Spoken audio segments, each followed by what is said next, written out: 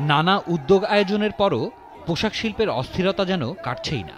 এ খাতে শ্রমিকদের বিক্ষোভ নতুন নয়। বিভিন্ন সময় বিক্ষোভের জেরে শত শত কারখানা বন্ধ হয়ে গেছে। কিন্তু এবার পোশাক খাতের শ্রমিকরা হঠাৎ করেই কিছু অপ্রচলিত ইস্যু সামনে আনছেন।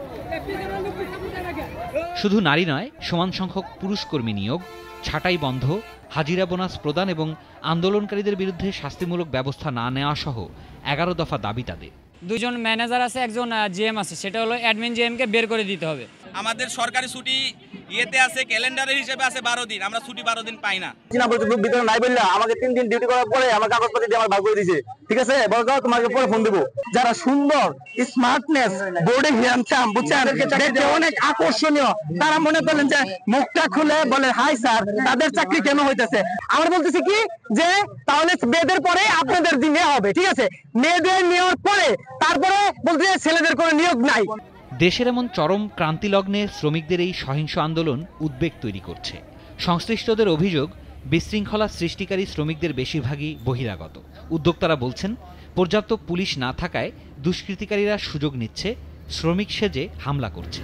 সে অন্যান্য ফ্যাক্টরিতে আরও ব্যবসা করে, লিতি গ্রুপতে ব্যবসা করে, সেখান থেকে সে প্রতি মাসে 1 লাখ টাকা দেয় এবং আলিমুদ্দিন এটা নিজেই ব্রিফ করছে যাতে হ্যাঁ আমি প্রতি মাসে সার্কেলকে 1 লক্ষ টাকা দিই। আমার ফ্যাক্টরিতে আমি মাল ভাগ করবো, আমার ফ্যাক্টরির সামনে গেলে আমার মারধর করবো, অনেক হুমকি বাড়া দিচ্ছে। বুলেটিং দিছে যে আমরা এসপি সার্কেলকে আমরা টাকা দেই, এই 2 সাইডটা মাইরা লাইলে কোনো কিছু হবে না। এদিকে আর্থিকভাবে দেশের সবচেয়ে গুরুত্বপূর্ণ এই খাতকে ধ্বংস করার পরিকল্পিত ষড়যন্ত্র কিনা অনেকেই সেই সন্দেহ করছেন।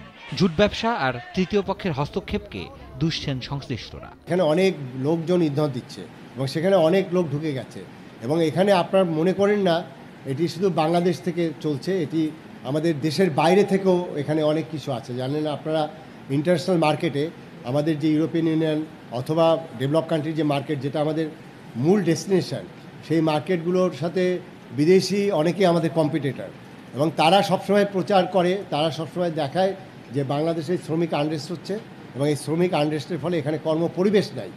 আমাদের তো নিয়ম একটাই যে কোম্পানি যাকে দেবে সেই ব্যবসা করবে। তো এই যে মারামারিটা হয়েছে এটা আমি জানি না, তবে পরে আমি তদন্ত করে যেটা দেখেছি যে এই ফ্যাক্টরিতে যে ওয়ার্ক অর্ডার যখন দেয়া হয়, এই যেবার শেষবার যখন ঝুট বের হওয়ার কথা ছিল সেইবার কারোরই ওয়ার্ক অর্ডার ছিল না। বাংলাদেশের তৈরি পোশাক খাতকে ধ্বংস করার জন্য যদি কোনো অদৃশ্য শক্তি সত্যি পর্দার আড়ালে কলকাঠি নাড়ে, টাকা ছিটিয়ে দেশীয় এজেন্টদের দিয়ে শিল্পাঞ্চলগুলোকে অস্থিতিশীল করার চেষ্টা চালায়, তবে সেই অপশক্তিকে খুঁজে বের করা দরকার বলেও মত তাদের। সিরাজুম মুনির শুভ, নাগরিক।